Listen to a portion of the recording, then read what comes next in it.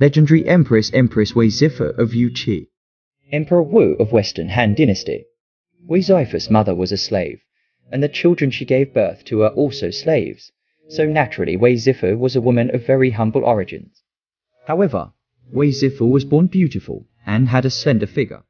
Later, Wei Zifu was taken by Princess Pinjiang to the princess's residence in Chang'an, where she was taught to sing and dance, and became one of the princess's courtesans.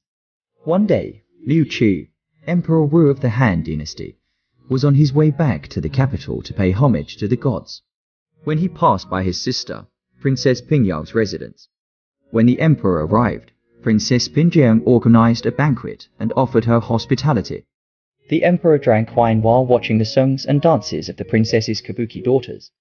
In the middle of the banquet, he had a flash of light, and his eyes rested on Wei Zifu, a kissing. Wei Zifu's face was beautiful, and her dance was light and wonderful. Even the titular son of heaven could not help but fall for her. Emperor Wu pointed at Wei Zifu and asked his imperial sister, "Who is that woman?"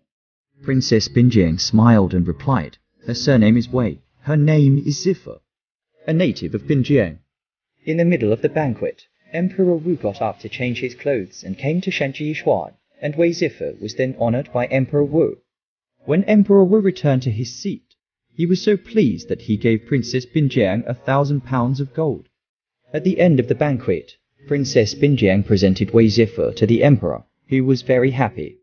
Wei Zifu accompanied Emperor Wu into the stately palace, and her brothers Wei Chengjun and Wei Qing were given the post of ministers, becoming Emperor Wu's close ministers.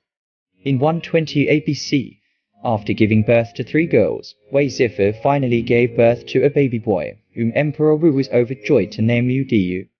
Emperor Wu was 29 years old when he got this son, and he loved him very much. The mother was honored by her son, and soon after Wei Zifu gave birth to Liu Xi, she was made queen and became the head of the harem. When Liu was 7 years old, Emperor Wu issued an imperial decree making him his heir. While Emperor Wu was ambitious, the crown prince was kind, gentle, and respectful, and his father and son were at odds with each other in terms of character and interests. As the crown prince grew up, Emperor Wu became more and more displeased with the crown prince, disliking his heir for lacking his kind of vigor. After that, Emperor Wu's concubine gave him several sons one after another. Emperor Wu was particularly fond of Liu Fuling, who was born to Zhao Jieyu. Liu Fuling was 5 or 6 years old, tall, strong, and smart. Emperor Wu often told people, "This son is like me." He had the intention to let him succeed the throne. Crown Prince Liu Fu fell out of favor, and his mother was left out in the cold. The aging Empress Wei was gradually left out of the palace, and Emperor Wu, who had once favored her, had already found a new love. At this time, a disaster is quietly coming to this pair of disfavored Wei's mother and son.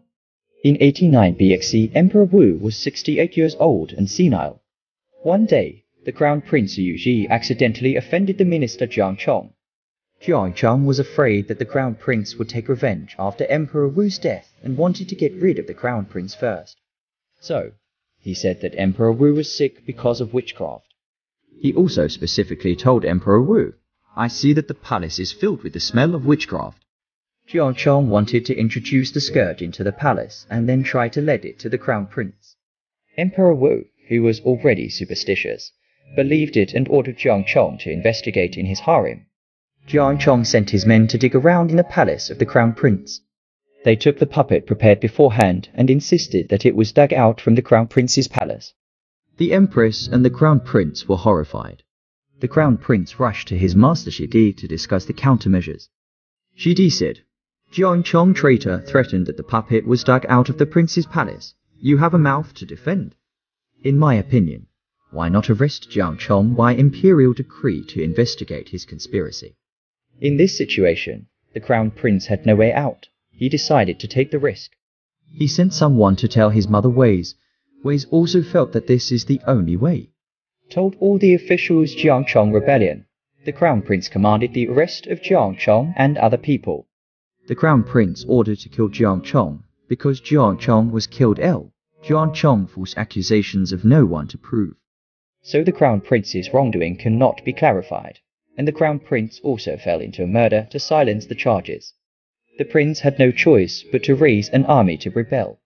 Emperor Wu, who was recuperating in Gangquan Palace, was furious when he heard that the prince had risen up. Emperor Wu gave an imperial edict to Prime Minister Liu to arrest the rebels. Emperor Wu moved to Jianzhang Palace in the west of Chang'an and mobilized the army around Chang'an, led by Prime Minister Liu, to suppress the rebellion. At this time, the Crown Prince was weak and lacked men, so he fought a bloody battle in Chang'an for 5 days and fled in defeat. 20 days later, the prince committed suicide in despair. After the escape of Crown Prince Yu, Emperor Wu confiscated the Empress Wei Zifu's seal ribbon, and Empress Wei Zifu committed suicide. Thus, Empress Wei Zifu, who had been favored by Emperor Wu, died unjustly. Before her death, Wei Zifu said, "If I had known that, I might as well have stayed as the Pinjiang songstress Wei Zifu."